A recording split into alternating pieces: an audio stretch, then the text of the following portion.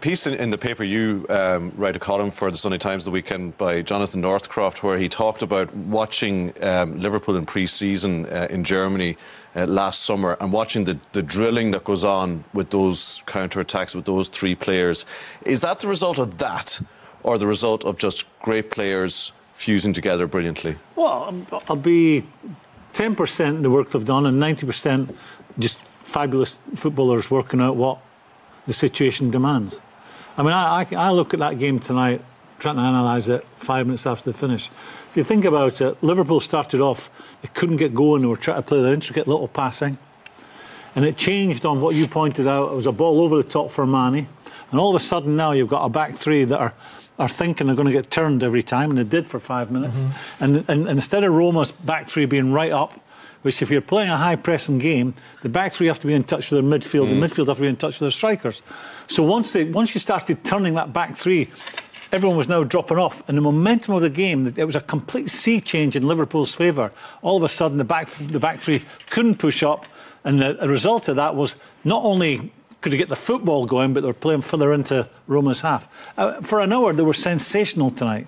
And you know, you look at Liverpool's midfield and you're thinking, is that on paper? Is that a good midfield? But they're high energy, and all their job is to do is break things up and get it to the three guys up front. Off the back as well, after 15 minutes, lost Oxlade-Chamberlain and had to make the change. I just think Di Francesco tonight will have a lot of regrets about the way he set his team up. Yeah, and playing a high line against players of that pace. Because as soon as, can we just bring in the... I don't think so, not against Liverpool. The third Liverpool goal, and you picked this up, Graham. Salah receives the ball and sets up Mane, and you pointed out that it was almost a carbon copy of what happened against City. So was your point, Neil, that Di Francesco had all the evidence he needed from this game as to how Liverpool would play?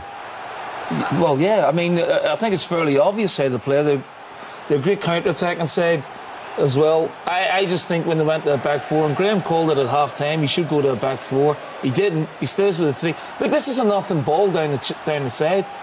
And Manolas is trying to play offside. And this is a world-class player in 30 yards of space, and they just almost walk the ball in the net. But Tommy, not alone did they know what to expect from how Liverpool have been playing. They also knew Salah. They'd had him for 2 years, and they knew what his main asset was. He's got pace, he's got skill, but most of all, he likes to run in behind players if there's space. He uses his pace to get there. So I agree totally. I'm surprised that Di Francesco went with the same formation, not just the same formation, but the same attitude to try and press Liverpool up the pitch and to allow Kolarov and Florenzi to both push up and leave that space in behind. That's exactly what Liverpool want. And I think tactically, Klopp got it bang on. The other thing I'd say, he asked the question about what is it, you know, the three players together, and what should we put it down to their individual brilliance. I would also put it down and say, fair play to them on the recruitment of the three players. Absolutely. There was no celebration about Firmino coming from Hoffenheim at the time. Yeah. I can't remember Salah being on anyone for rising. Well, in fairness to Salah, 14, I did spot him when he was at Basel and they beat Spurs. I think they beat Liverpool, they beat Chelsea in various competitions. Yeah, but Brian, he then had a go in England, and no one fancied him in England. He didn't get a go at Chelsea. Marino never played him, didn't give him a go. Loaned him to Fiorentina, and he's gone there. But equally, Mane, yeah, he was a good player at Southampton. But you weren't. Smart recruitment. OK, absolutely. Before we have to take a break now in a minute, but go on. Can I make a point about holding a high line? You hold a high... everyone's obsessed with the high press today. All the best teams want to play with a high press.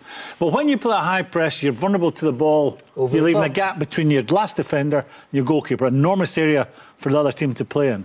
But like Man City, like going back to when I played, it was a trade-off. You knew that occasionally you were going to get exposed by holding a high line. But that risk was worth taking, because over 60 games, the benefits of being in touch with everyone, the midfield with the back and the midfield with the strikers, everyone being together, really difficult to play through.